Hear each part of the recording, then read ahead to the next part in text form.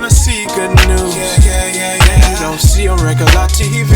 From another perspective, something relative to your needs. And we gonna have deep subjects, and we gonna turn the lens. And there's no topic we won't skip. So please don't miss weekly. Tune in to weekly check-in. Weekly check-in. Weekly check-in. Weekly check-in. Tune in to weekly check-in. Weekly check-in.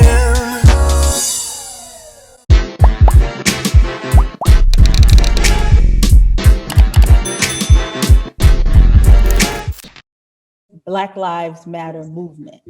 When we spoke last week, we began to talk about how the father of Michael Brown, who was murdered in Ferguson in 2014, the father's name is Michael Brown Sr., demanded that Black Lives Matter give his organization that is for his son, or in the name of his son, $20 million.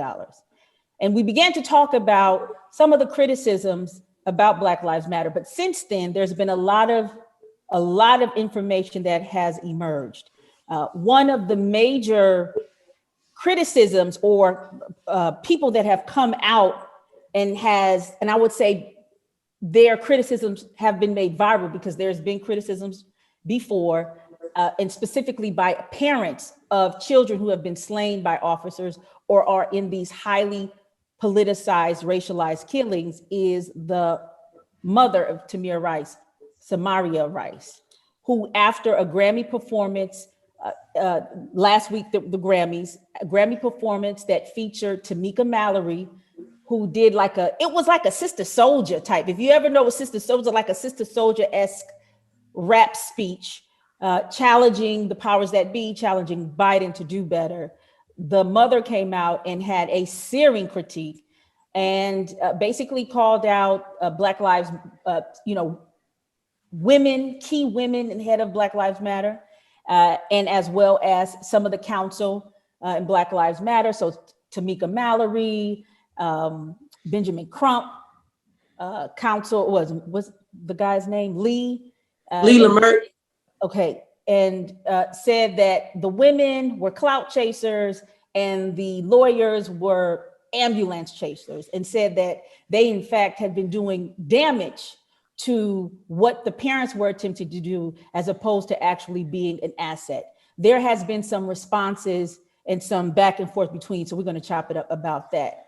I hope I gave that kind of like an entryway into it.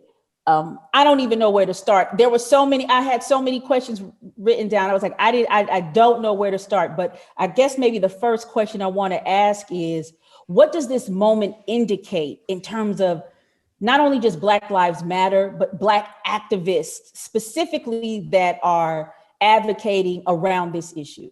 So I would love to jump in here first, because to me, this is the classic clash between classes. Right. This is the clash between this is intra-group fighting that evolves around, in my opinion, class. And to me, there's smidgens here of an anti-intellectual. There's this anti-intellectualism that's at clash here.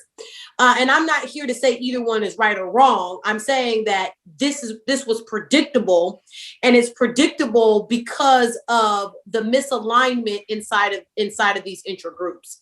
And one of the things that I really want to point out is about capacity and what's actually available to you. And we ended last week when I spoke about this, that Black Lives Matter came out of a hashtag. There wasn't much organization. There wasn't much structure. So everybody then allowed it to then be what they wanted it to be for themselves. And that created this beautiful collection of folks, right, that in many other spaces wouldn't coalesce together, wouldn't organize together, wouldn't speak together, but it got everybody to speak in one place. Yet everybody wasn't clear on what the objectives were. And so because there wasn't clarity around objectives, everyone has used the collective voices to then pursue in many ways their own agendas. And to me, it speaks to what Reverend Warnock said on his very first floor speech this week, right? That voting in many ways is a kind of a prayer. And I think when we talk about activism inside of the Black community, we are talking about a prayer, right? A prayer for a white supremacist system to see us as human beings. And what that prayer looks like for each of us is different individually. And so when it's not very well clear, if it's not spelled out from the very beginning, what the objectives are, everyone's prayer, their individual prayer, has to then find a way to coalesce together, which causes friction. Can I ask a question? I wanted to know, and then Dame, I know you want to come back. I'm really interested. You said it's about anti-intellectualism and class clashing. What do you mean? Who is the anti-intellectual? I think in society we've become anti-intellectual. I think that has crept inside of intragroup, inside of each intragroup. I think that's apparent amongst Asian Americans, right? We saw a lot of that this week. I think that is keen amongst Muslim Americans. I think it's alive and well in the Latino community. I believe as a society, we have become anti-intellectual. And those things highlight themselves when you have class issues. And the reason it highlights itself is because certain classes see being formally educated as more important than other groups of people, right? And so it's balancing that, right? And what that means for your community. And to me, it speaks a lot to what Du Bois talks about in The Talented 10th. I think because I come from a place of looking at the negative, now that I'm on the other side by having a terminal degree, I see both sides of this, right? Du Bois is not in The Talented 10th. He's not just talking about someone being better than because of the education. What he's really talking about is the burden that the person who's educated has. And what responsibilities do you have, especially about turning your nose up at those who are not as well educated? I have some follow-up questions, but Dame, could you jump in and give your initial thoughts on what's going on? Yeah, I think some of it is what we see is terrible messaging on some parts, especially the Black Lives Matter, because I've been trying to follow this story, as you know, and trying to follow the numbers, try to follow the money, as they always say. And when you follow the money, it don't take me to a place that gives me confidence that they are doing the things that they say they are doing. You have too many local chapters complaining about not enough funding, and their answer to that is, well, we're trying to figure out how to build our infrastructure. So basically, they're more worried about building the company out at a corporate level than actually staying boots to the ground and giving to those those local chapters to help them keep running. And to your point about Mike Brown, so much money has been raised off the backs of these specific names. We know that. There is no reason that Mike Brown should have to ask for any money from Black Lives Matter. That should already be supplied. And I'm sure he probably didn't take it public till he's probably asked them privately a lot of times. And with Tamir Rice's mom, because, she came out and she was skewering everybody. I think she has a point. Some people say they don't agree with how she made the point, but when you deal with a pain like she's dealing with and seeing that your child's name is, continuously tossed around to help move the movement forward, and she feels like nothing is happening, specifically with her organization in the name of trying to build a center for her child, like, to me, it's egregious. It's egregious at this point. Like anything that Mike Brown's family is trying to do, Tamir Rice's family is trying to do, Trayvon Martin's family is trying to do, if they need money for it, those places that are banking $90 million, $100 million, banking tens and thousands of dollars off of using their name to raise money, because that's what they do essentially. They should be the first people who are taken care of in regards to the community activism that they're trying to do themselves, boots on the ground. And so to me, it's a little disappointing to see, that, they basically put in a position where they got to come out, act the fool, because they have, haven't been heard. And because I'm, watching, different people talk about this in correspondence, and, people are like, well, she didn't have to say it like that. Like, but do y'all know how many times she probably said it privately the right way? How many times, like, how long do you want people to ask, especially when you see the Black Lives Matter movement got so corporate, it became like an NBA sponsor in the playoffs last year, damn near. You know what I mean? Like with the T-shirts and Black Lives Matter on it. So it's like, okay, now it's so corporate, it's so big, and the messaging now is no longer about just awareness, because that's what it's Black Lives. And what happens is every organization, people think, especially white people who are uninformed about our intro situations, they don't understand that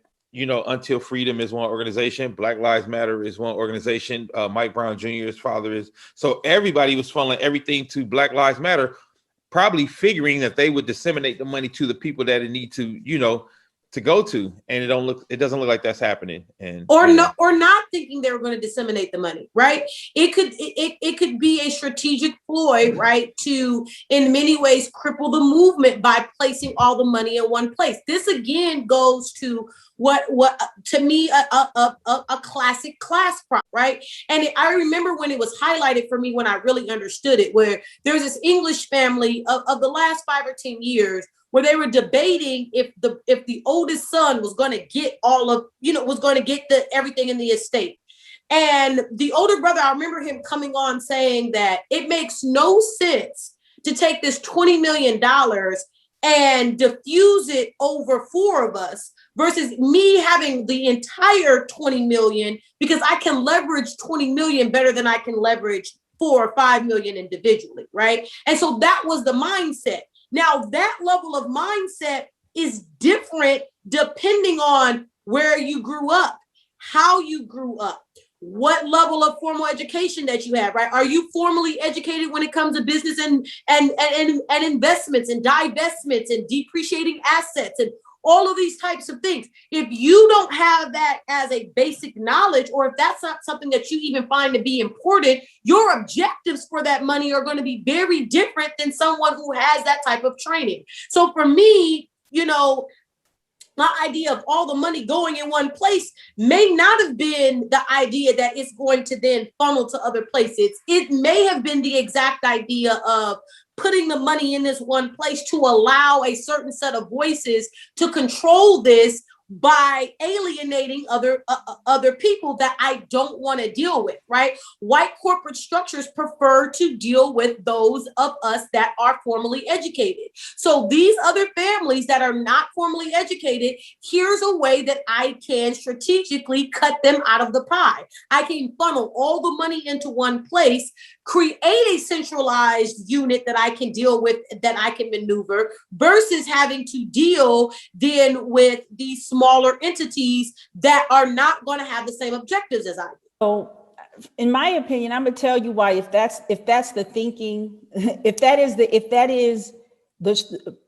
was the process of how it happened, then that totally undermines the beginning of what Black Lives Matter said. It was supposed to be this diffused like organization, but not really necessarily organized how it had been in the past in terms of following what the criticisms were. There were a lot of criticisms about, and you said it last week, the civil rights movement. So to be this diffused organization, but then give the money to and to set it up in this central component is the antithesis. Secondly, I would have to, I honestly, if anybody, I would have to disagree with it being an anti-intellectualism or an issue with anti-intellectualism, because Black people, or an issue with class, because or maybe perceptions of what class really is. When we talk about movement and activism, Black people, it is on the backs of those who are not considered, or the masses of Black people. Majority of Black people don't have college educations anyway. So I'm trying to wrap my head around what you said, Sharice, in terms of what this is looking like, because what Samaria Rice said to me had nothing to do with class, the accusations. She said very clearly, it wasn't about advocating. It wasn't about even using her son's name, but it was about putting the families on the sideline and using, because there's an interview that she talks about how a lot of families, they're not saying anything. She's one of the few that is saying this, is they feel like these activists are using the deaths of these children in order to create a whole career. That is the problem that she had. I don't think that has anything to do with intellectualism at all. I think that is a substantive claim. And if we're talking about activism and activists, if you are an activist, and I've been in that activist realm, so I'm not speaking in a theoretical sense, and you're talking about you doing stuff for the people, the last thing you do is disregard these type of claims because you're doing it for the people. So for her to say that, to me, it's not about a class structure. Now, it could be what the co-opted side does, but I don't understand that. But I want to point to a couple of things that Ms. Rice pointed out that I think that are really, to me, very troubling in terms of what she says. Several things. She says that when this happens to you, some people kind of swoop down, they rally around you, they kind of give you directives, they help you out, but you're in such a fog because your child just died. You're not really thinking about anything. You're grieving. Your child has died, and then when you when you begin to realize what's going on, they've created such a sophisticated line of blocks that you can't even communicate to the other people whose children have died. That's troubling. That's one of the things that she said. Another thing she claimed is not knowing how the money is funneled, who gets the money, where the money goes, and also a lot of families still in financial duress, which is the center of what she's talking about. You have families that are going through homelessness or facing homelessness, still in poverty, and after basically the settlement or whatever they get out of it, there really is not a lot of communication.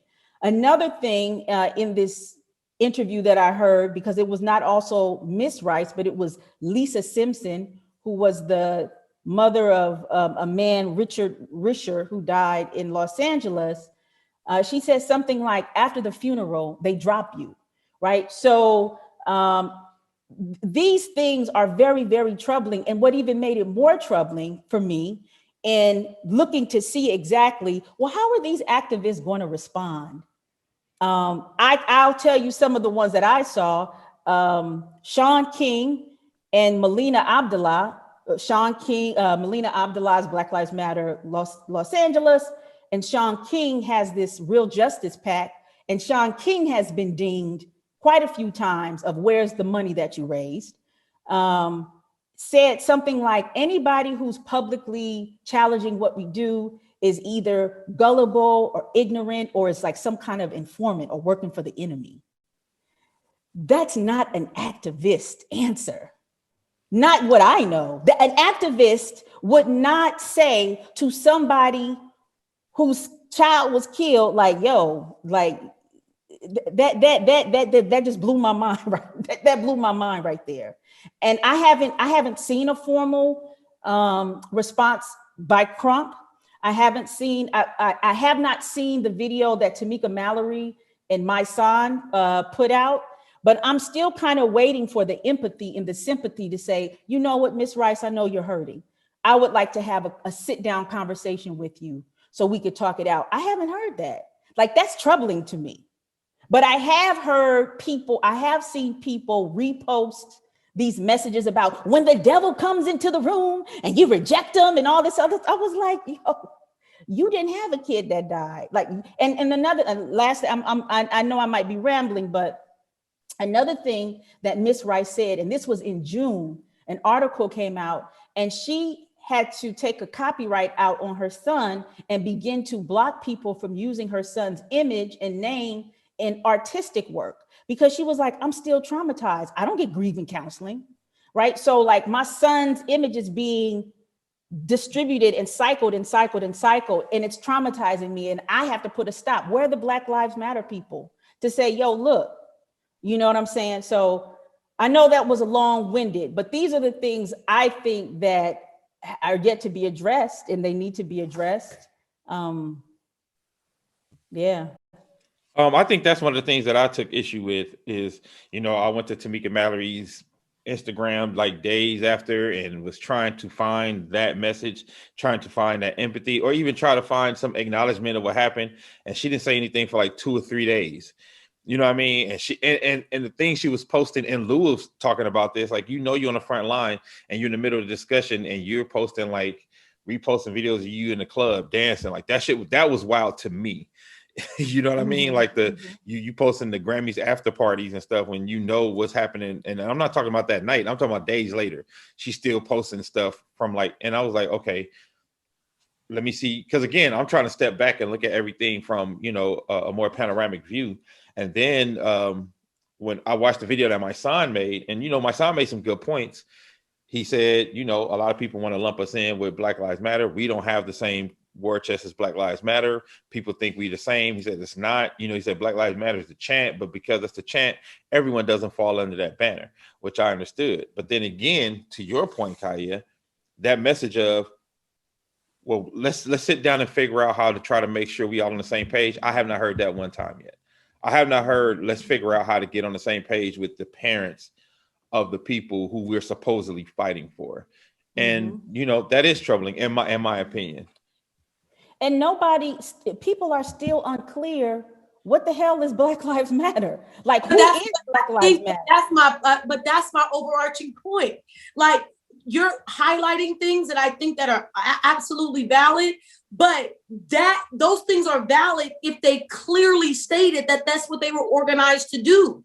That's the problem. The problem is that there has never been a clear articulation about who they are, how they're organized, what are the bylaws, how is money funneled. None of these things have been discussed. And now, once there's grievances, everyone is scrambling. And the reason that I say that there's a piece of anti-intellectualism here is because one of the biggest reasons that you don't see Leela Merrit and Ben Crump coming out to say anything is because if they are still representing any of these families, they cannot speak publicly about any of it. That puts them in legal jeopardy for their practices, for how they're fighting other cases. They cannot come out and make any statement about anything because of how many cases they are wrapped up in legally and how that would challenge much of their practice totally. How there is the structure, regardless of how they're getting paid, regardless of the money that they're banking, there's a structure that is a white structure out to kill their existence as firms, and how you have to then be cautious with what you're saying, how you're saying it, where you're posting it, and the land of social media makes everything open to discovery. So in the days before where I could make a post or not even make a post, have a conversation, that conversation now can be recorded. There's just so many other legal implications that exist here that the realm of social media has opened up. So the same way that social media becomes a sword, it's a double-edged sword. And so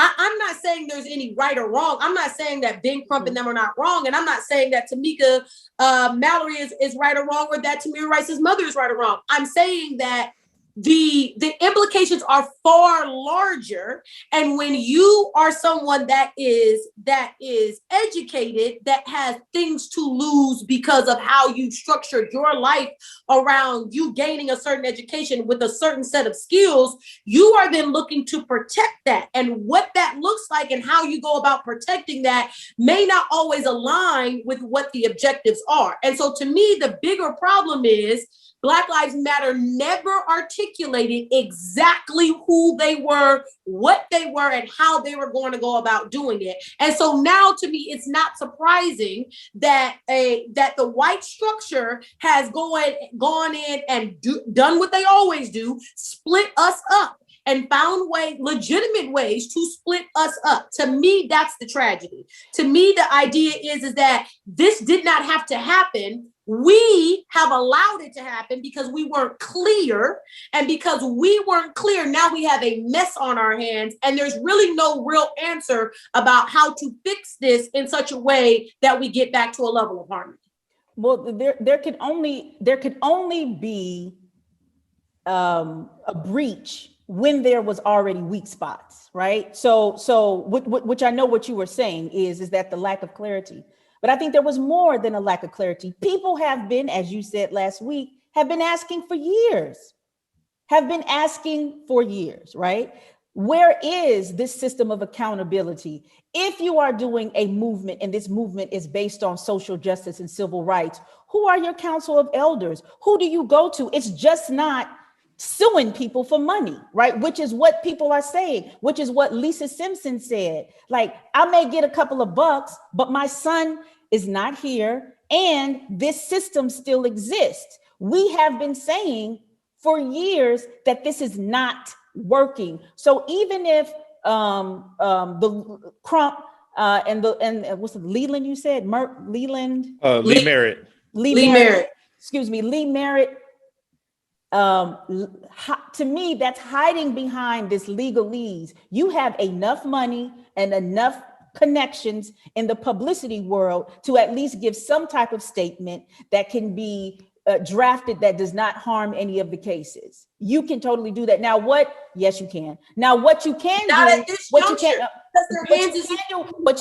do, what he did do was he did send out a thing in order to he said he did put out something saying that Shaun King had helped fundraise in certain things to absolve Shaun King. So if he can absolve Shaun King in terms of, people questioning, how and if or whatever the money, there could be something that can be put out. I'm sorry, that's inexcusable. That is totally inexcusable. There is something that you can say.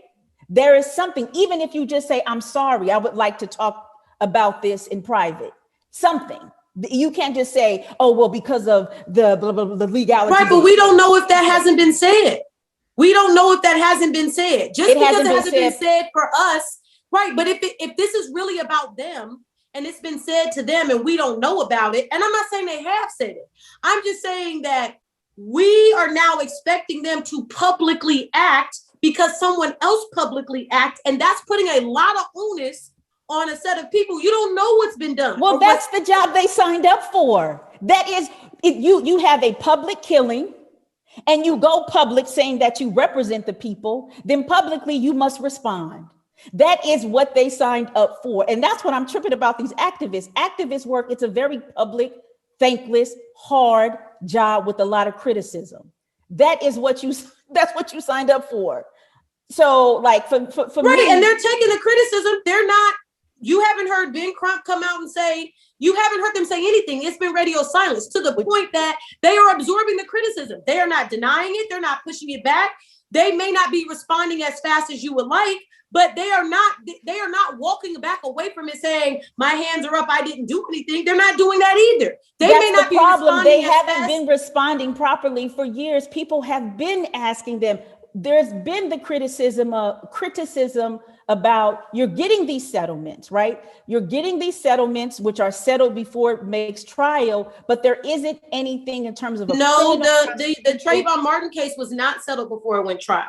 They went to trial first. Okay, but we're talking about one case out of a whole bunch of cases, right? Right, but if we look at, but that's my whole entire point. If you look at these individual cases, there's different ingredients at every case. So to make it so what case other than the Trayvon Martin case that went to trial that Crump was a part of? And the other cases didn't go to trial because of the grand jury.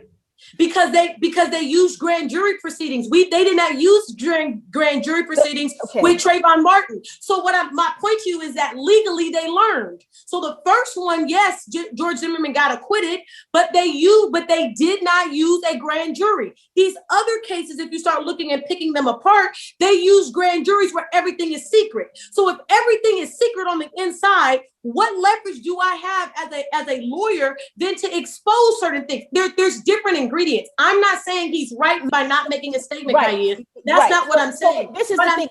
There's way more other nuanced things that can't be dealt with in a blanket statement. That's what I'm saying. Okay, and so what I'm saying is that I understand the strategy that you're talking about. I've heard that explanation time and time again.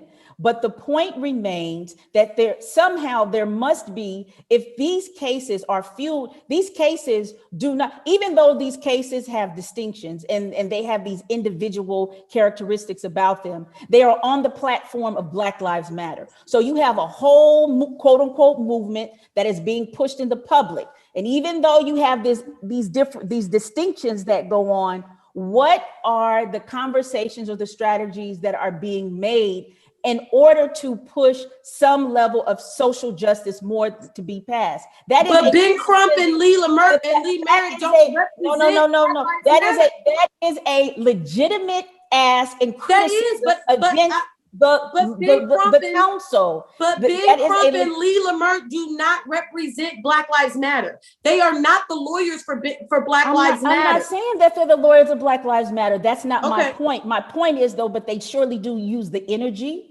They totally ride the wave of Black Lives Matter in order for their cases. They wouldn't be able to settle anything if it were not for the Black Lives Matter work that's done. Correct. But again, that goes back to the structure.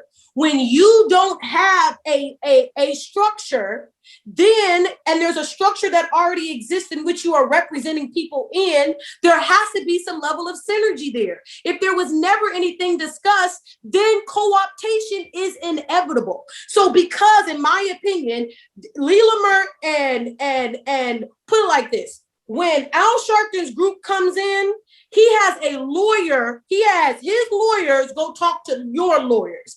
If you don't have any lawyers established, to your point, if you as Black Lives Matter don't have a set of lawyers, if you don't have a set of, if you don't have a set of counsel, if you don't have a set of elders that can be talked to in the group, if you don't have any of that established and set up, there's a failure from the very beginning, because there is never going to be any clear communication or any accountability, because there's no group to be able to provide that.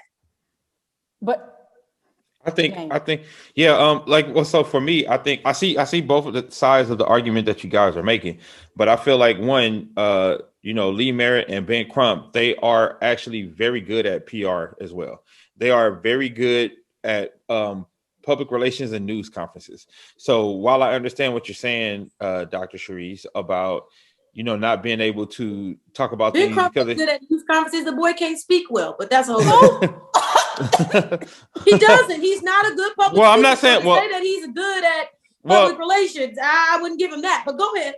I would say, well, let me rephrase it. Not good at it, but they do it a lot. All right. So let me say that when they want to get a message out, they will do a press conference and they will get it out, and they will say they will do a press release. That's my point. My point is, I feel like while they can't get into specifics because they are in litigation in a bunch of different cases, I think they could have made a blanket statement a blanket statement to address the concerns of everybody. Because again, my issue is people are trying to save tail right now. Like you see Shaun King's statement. It's not about refuting what she said. Nobody's saying she's lying. Nobody's saying Tamir Rice's mom ain't telling the truth. They just saying, like, don't listen to her. And I think that's two different things. Like if some people's coming out saying she's lying, you know what I'm saying? But no, they saying, oh, no, don't listen to her. And I think that's the conversation, because I watched my son's video. I didn't get to watch one with him and Tamika Mallory, but I watched one with him. And he was saying, while she's, speaking out of pain, I just want to say that we don't do that with our money. So even him, he's not saying she's lying. He's basically saying, don't really listen to that. But that's my point, Dane. They're saying don't listen to that because there was nothing established that allowed. This has been my critique of Black Lives Matter from the very beginning. When older civil rights members that were still alive came around to try to counsel, to try to speak, to try to create space, they didn't want any of that. That's misogynistic. They didn't want any of that level of guidance. Okay, they were trying to warn you against these very things that are happening. That was the conversation. You didn't even listen to this conversation. The people that have been doing this work saw this to be inevitable. It is inevitable when there is not clear communication, because someone is going to become upset about what they perceive they're not getting.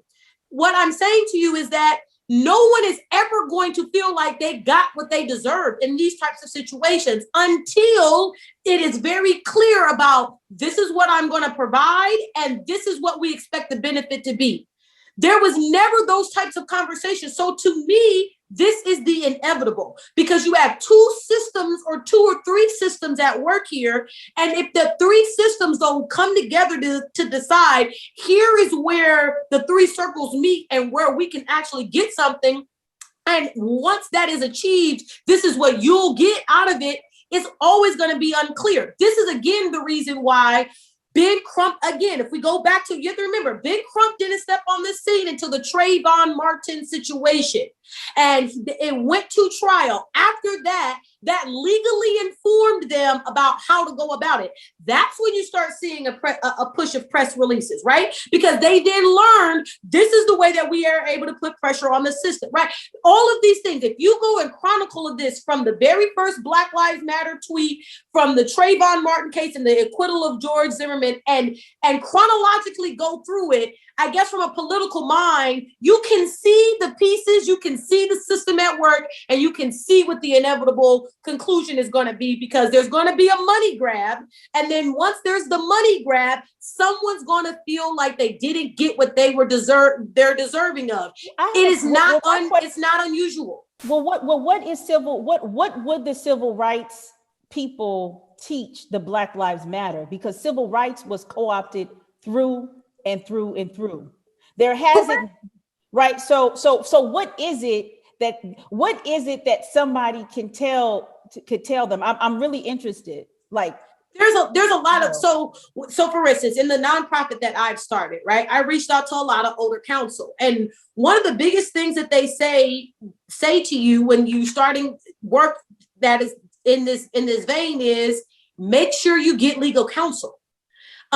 Organize yourself in such a way that you have legal counsel, so that then once you start making decisions, that there's not legalities that can come up against you, because it's going to be co-opted, right? The message is never that you're not going to be infiltrated. The message always is be prepared for infiltration. The question is, once you become infiltrated, what are you going to do about it? Right. And what have you established to sustain that storm? That's always the advice that I've been given from people that work in that space is infiltration is going to happen. Right. There's no, so then what are you going to do about it? And what structures do you have set up to then compete with that? And what are you willing to give up because of that? And to me, that conversation was never had. Well, I don't know what conversations they had. And the civil rights movement was one of multiple movements, right? That go on. And in terms of my research and my work, which is outside of the civil rights, these are people who were very critical of the civil rights movement and all the hypocrisies that went in, and all of the infighting that happened. And all of the, misuse of women and undermining women that happened, but that was in every movement, was when you do activist work and you do grassroots work, it is for the people. And the people dictate the flow of the movement. So if the people are not happy, then you are a public servant. You have the responsibility to dictate the needs of the people. And so adding to what you were saying, Charisse, is that somewhere along the way, the needs of the people were not properly dictated, but it was the mission of an organization that articulated a mission that people were like, this is a great mission, but what does this have to do with what's going on in the streets? Right. And I don't think they ever collided. That's my point. I don't think the will of the people ever collided with the mission. That's my personal opinion. Yeah, right. But this is my personal opinion, right? My opinion is that it did. So even if you have counsel, even if that's a standard corporate, when you set up any business, they tell you get a lawyer, right? So that's but they didn't. Chapters didn't. So chapters didn't do this. Chapters never got pieces of money. Chapters. So what you're saying about what they no, but I didn't finish my point. My point is that that's a standard corporate thing that you tell any corporate to have legal representation, right? But what I'm saying is that one of the things that Derek Bell teaches us, that even when you do have legal representation, there's always this issue, because in legalities things could go either way. It always is changing, right? So I'm saying that because what the civil rights people said, I'm giving you another lens of what it is that BLM maybe needs to consider or look at or understand what went wrong, because there's a recalibration that's going on, recalibration that's going on. No, I hear your point. I guess my point though is that the reason that I don't feel like it ever converged with the people, I feel like they use people's energy, but I don't think it ever converged or collapsed, because if that's the case, there would have been a clear funding mechanism for chapters. There was never a clear mechanism for chapters. If you are saying that you are representing the people, then you have to then give the people something if you are working for them. If you are working for them and they need resources, then there has to be a clear funding structure in which they get those resources. That has never materialized. I remember when I was in Europe, in 2017, and I met one of the chapter leaders out of the Midwest that remain nameless, and one of her biggest things was, we don't even have the capacity. Even if Black Lives Matter Central sent us a check, we have no way of actually cashing it, because we have no bank account, we have no incorporation in the state, we have no way of even receiving the money, even if the money gets to us. To me, that's the problem. To me, that's when you've never really been about the people, because if you were, you would have given classes to each of these chapters, how to set them up so they could receive funds, so that they could be, even in this diffused manner, there are some fundamentals that was not passed out. So if they weren't passed out, how are you really speaking for the people? How are you really representing the people when you have a set of knowledge that they don't have? They don't know what they don't know, and you are using what they don't know to then hoard money in particular places, because certain chapters got money, but chapters who couldn't organize themselves well enough didn't. So to me, you were never about the people, because you would have given everybody the same amount of information from the very beginning that you never did. Dame, your thoughts? Actually, I agree with her on that. I think the poor infrastructure in the local chapter speaks to the failures of the national chapter in regards to, if you're really speaking for the people, like you said, Kaya, these are like the most basic things, right? Because your national chapter cannot go without your local chapters. So the first thing you should be taking care of is your local chapters. But I feel like they were so focused on infrastructure for their corporate main building chapter that they have been leaving a lot of other people out in the cold in regards to giving them the resources they need to continue. Because my thing is, like you said, Sharice, even if they can't disseminate the money to you personally, why aren't they able to have their own 501c3s in their different places to bring in their own money, their own donations? Why are they still waiting 4 or 5 years later and depending on the nationals to bring in for the local, when the local should be raising money on their own? Because I mean, Kai, you for yourself as an activist, sometimes you got to put your feet on the ground, and like, if we would have been waiting on NAACP to give us money for the things that we wanted to do, right, and that's a huge national chapter. But what we're all saying is the same thing. Like what you said, Sharice, is exactly what I was. They're not servicing the people. I know, but I don't think that they ever meant to. I guess is my thing. My thing is, okay. Okay. But that's what I don't think is coming across. I don't think that they ever did, because I'll give you and this is why I feel like there's a piece of anti-intellectualism here, is you knew the information, never gave it to us, and then told us to be quiet. That's why now I'm mad with you with your intellect, because you knew what you were doing and didn't say anything. To me, that to me is what's happening. And to me, that's why it's always been problematic for me, because they created situations where everybody could be accountable and no one could be accountable all at the same time.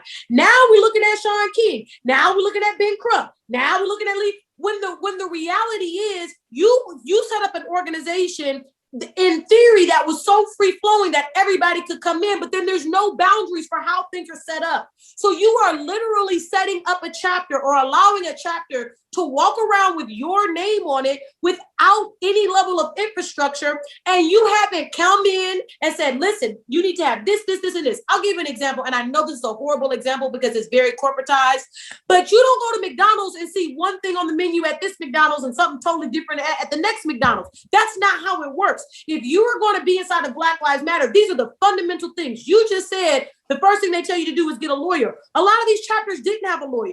And if the chapters didn't have a lawyer, then they should have had access to the lawyer that's at the central in Black Lives Matter. Yeah, if the chapter doesn't have a bank account, then they should have access to the bank account that the main Black Lives Matter organization had. It's these types of things that the people with intellect knew were needed that they did not give. So then, of course, a Tamir Rice's mother has to speak and voice it because she's the one being personally affected. Whereas the organizations can cry all they want to, but it's not until the mother says something that highlights what I feel like everybody already knew. Now, Ben Crump, Lee Merrit, all of them are able to also throw their hands up and say, I'm not affiliated with Black Lives Matter. I represent the client. So now we have more wheels of people who can raise their hands and say, I'm not accountable. And to me, that was set up by design.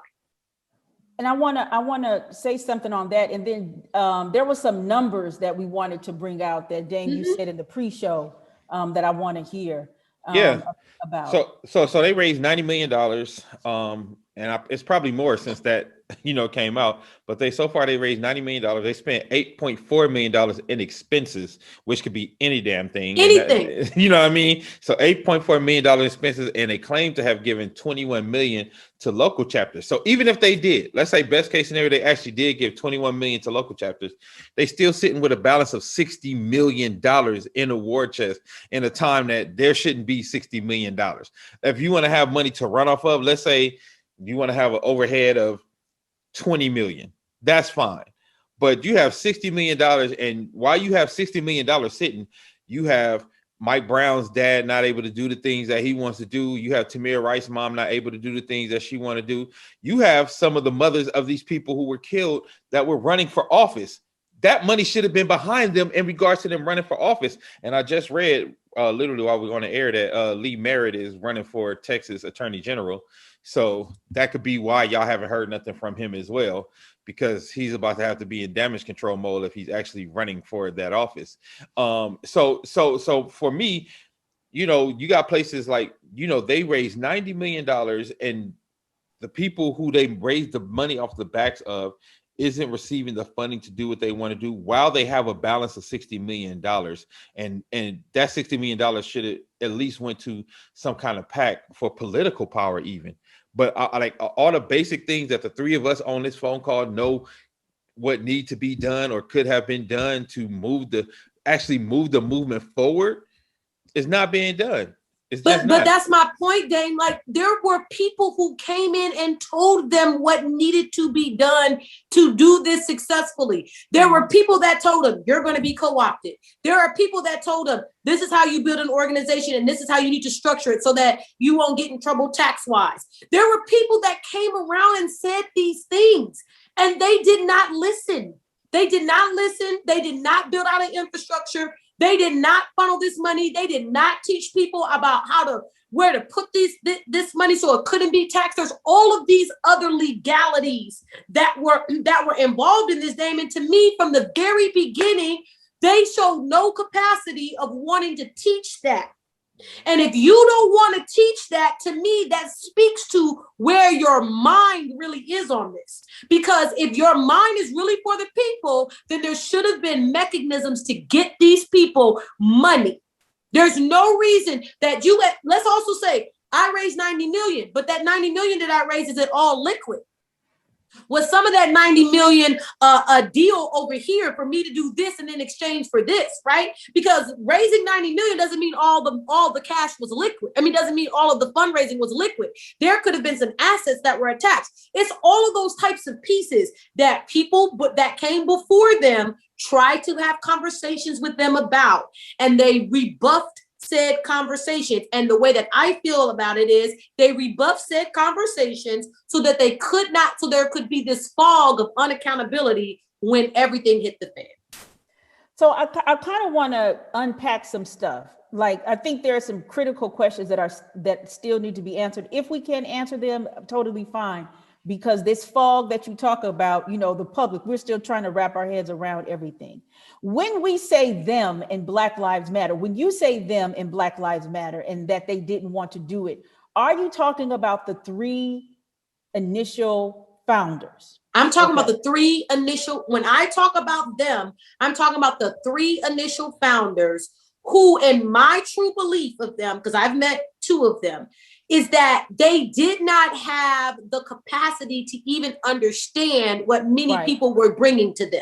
Mm-hmm. And instead of opening their ears and listening to people who had come before them and watched civil rights movements, who've watched any social justice movement get co-opted, instead of hearing them, they were too busy doing oftentimes what I believe young people do, is say, we in a new generation, it ain't gonna happen like this, or it's not gonna be this. And now they've gotten swept up because a lot of things have caught them off guard because they were not trying to listen. That is where it went. So when I say them, I'm talking about the 3 founders who never actually established a foundation for how this was going to branch out. And when people started bringing this to their attention, they started scapegoating them and calling them names and everything else, when people that were more experienced with their own set of baggage tried to step up and say, listen, this is where you're heading. And since this is where you're heading, these are going to be your problems. And I would say this, the PAC, so we talked about this Black Lives Matter PAC, right? Mm-hmm. And we kind of looking at it was founded in 2019. The person listed in terms of filing the papers is a treasurer by the name of, do you know the treasurer? The treasurer is George M. Gates out of New Orleans, Louisiana. Do you know him? Yes, that was my lawyer. For? My son's case. Who is he? What does he do? What is his background? George M. Gates is from Louisiana. He has a background of working in the political sphere. He worked in politics down here in Louisiana. Mm-hmm. He moved up to the DC area about 5 or 10 years ago. But the crazy part, like I said, Kaya, was that he was my lawyer for my son's case for family court, and he is dead. That's what I was about to say. I saw an obituary. He's dead. That was the next thing. Okay, we are on the same. When I saw I know he's dead because he was my lawyer. I saw this because he died this year. It was like 2021, right? He died in January of this year. He died actually January 19th of this year. And his sister works in Mayor Bowser's office. So when I saw his brother is a lawyer down here in New Orleans. So these things are very troubling. When I saw that, I had to put it down and say, oh, this gets very, very deep, right? And then another thing, I have to check mark that because that's a whole other thing to look at, is wow. That if the PAC was created in 2019, what was going on between 2012 and 2019? Where's all that money? Now, let me also say to you that this is something else that I'm a little hesitant to say, but I'm going to say it. The Collective, another Black super PAC, reached out to them about helping them manage that money as a PAC because they did not have the experience in doing so. Mm-hmm. And the Collective is founded by some Obamanites. They're Obamanites that started their own Black super PAC because they were tired of white liberal interest dictating how they were going to raise money. So they did reach out to them. Now, I do not know what was I'm not privy to what was the results of that meeting, but I do know that that meeting did happen. So that's another example, right? The collective, and you can look up the collective PAC. The collective is a super PAC that is ran by a husband and wife team that are Black Howard graduates, and worked with Obama. They did have a meeting with them. I know that they had and it may have been off the record kind of meeting, but they did have a meeting. So I guess what I'm saying to you, when I say to you that conversations were had, stuff was talked about, things were had, and I just truly feel that these women got the big head and did not understand how massive and how quickly these things could happen. Because you have to remember, the hashtag took off, the hashtag had legs, but then the organization didn't really have legs, right? The hashtag had legs, it was an undercurrent, but the organization didn't really have legs. And we saw a reemergence of the organization after George Floyd. So in many ways, I truly do not believe that they took to heart, and I don't want to disparage them because I don't know them personally enough to say what their motives were, but I don't believe that they really understood where this was going.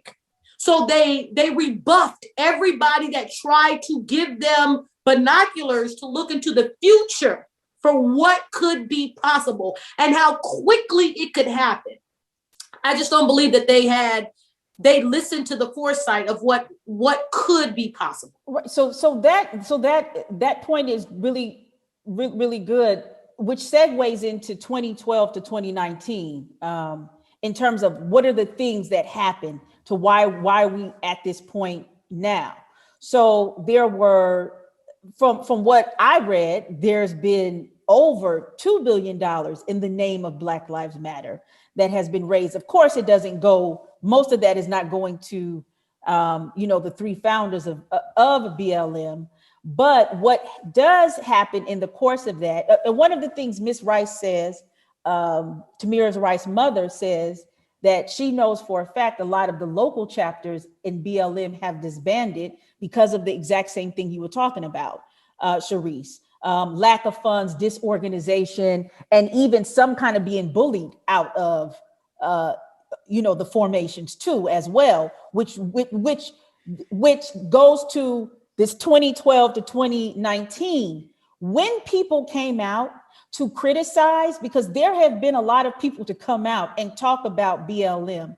The media machine was so heavily backed behind these three women who you said got the big head, because the thing is that if they're not getting counsel and guidance from the OGs in all of these Black movements past, then who's guiding them? That's why I was like, so who are these council of elders? Who is telling them and guiding them on what it is to do? So the media machine covered up a lot of these complaints, a lot of these questions that were being made. A lot of people, especially coming out of Ferguson when all of these murders were taking place, with all of these activists who had been in Ferguson. There have been accusations of DeRay McKesson stealing money, accusations of, allegations against even Talib Kweli taking money. They're all of it, but nobody was held accountable. Shaun King taking money. Nobody has been held accountable. So I'm like, we are at a moment. And so for me, this moment could be a moment where people I'm calling it a recalibration. So you can. But Kaya, my question to you is, how are we going to hold somebody responsible when I have no bylaws? I have no way of saying, who can and who can't, but everybody's name's on the bank account. Where does the accountability come from? I understand that. No, I get that point. I know. I'm laying out for the listeners. Everybody doesn't understand. There's so many different things that have gone on in this. So I'm just kind of putting out this information so people can kind of understand all of these kind of chaotic pieces, in the background, because people really do not have a sense about. Right. So if you could be clear to the listener, between 2012 and 2019, were they incorporated? Where were they? where are they listed, right? Are they a 501c3? Were they a non-for-profit organization? Were they an S Corp? Were they a C Corp? From 2012 until 2019, did they get this super PAC? What organization did they take? What legal organization status did they take?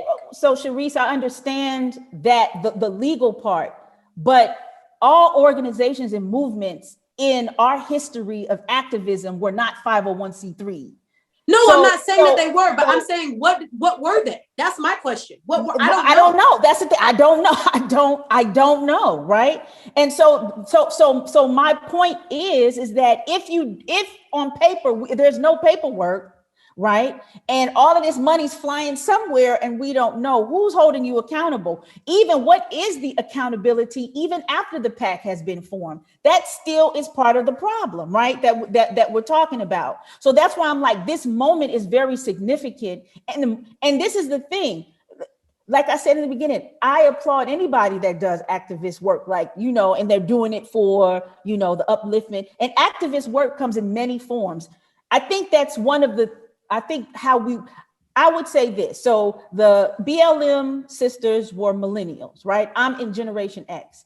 I think civil rights movement, it was sexified in a lot of ways. Like, in terms of all of the hard work and grind that goes into it, I don't think they expected it. I think that's also part of the pushback is that when they realized the amount of responsibility and weight that they had, it's like, I'm just gonna go ahead, write this book and call it a day.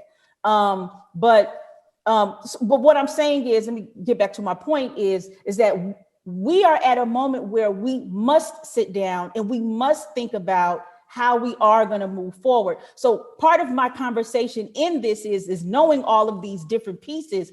What do we do now? Like, what are some things that we can say that must happen in order for something productive to come out of it if people are saying this is not working? Because I'm pretty sure more parents or families are going to come out after this. Okay, well, maybe we don't. Yeah, no, I honestly, I think that's a nice button on it. Like, you know what I'm saying? That's a button on it, what you said, because I think all of those questions that you have, all of those things you have about accountability, and I think this is a piece of Sharice's frustration is how we get it. Like, I think those are questions that are very hard to answer. Like, how do we get it? How do we get there, right? Because of the disorganization, or maybe it's purposeful. You know what I mean? But the way it's unorganized, purposeful or not, how do you get to that point where, like, because, like, okay, so say I throw $100 bills in the air and everybody's like, how do I hold them accountable when everybody just running grabbing them? I don't know who's running and grabbing them. It's easy. Lock the door. If you pull up, if we in one building, if we're in the building and you threw up if you threw up $100,000 in 20s and threw it up and everybody got to running to get to the money, the first thing you need to go do then is lock every door out and put a guard by the door. Because what needs to happen now is everybody needs to get in one room. Everybody who's gotten a piece of money needs to be in one room. Everybody who's led the organization needs to be in one room. There needs to be all of the families, a representative for every one of these families, they need to be in all one room. And then what you need to go do is go get some of King's kids. You're not going to want to hear this, but you need to go get King's kids. You need to go get Malcolm X's kids and grandkids. You need to get them in the room to explain to them what is really at stake. Not somebody who hasn't lived it. Some people, the people who have lived the consequences of it. Bernice, who's running the King Center down in Atlanta, who's had to get them in the room, take everybody's cell phone. So now that the money been thrown up, lock the doors, take everybody's listening devices, cell phones, and everybody else. Get everybody in a room and start siphoning and cutting people into groups to have a real conversation. So then you can start to see where the factions are. Just like they do when it's time to vote for the Pope. When it's time to vote for the Pope, all the cardinals get in one room. Ain't nobody walking out to the cameras and telling them what happened. All they do is set up a smoke signal, black or white. You don't know what happened in that room. All you know is that there's been a vote. And you don't know that there's a new pope until there's white smoke. That's what needs to be done. What needs to be done is everybody needs to get in a room. You need to close the doors. You need to tell everybody, give me your listening devices, your cell phones, or whatever. Whatever is discussed here, even if it means that you got to get them to sign a mutual non-disclosure agreement. You need to get some people in there who has lived the consequences of what they are living through. Bernice, King's kids, Malcolm X's kids and grandkids. Get them in a room. Let them get to talking. And I bet you come out with a solution. I don't know about that.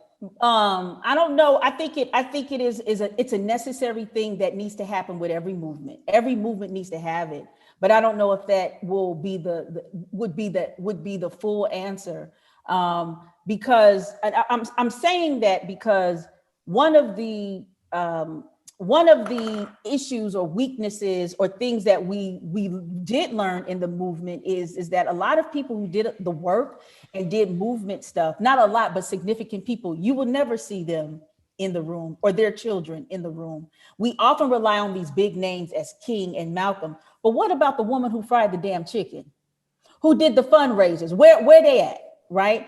And I think that is.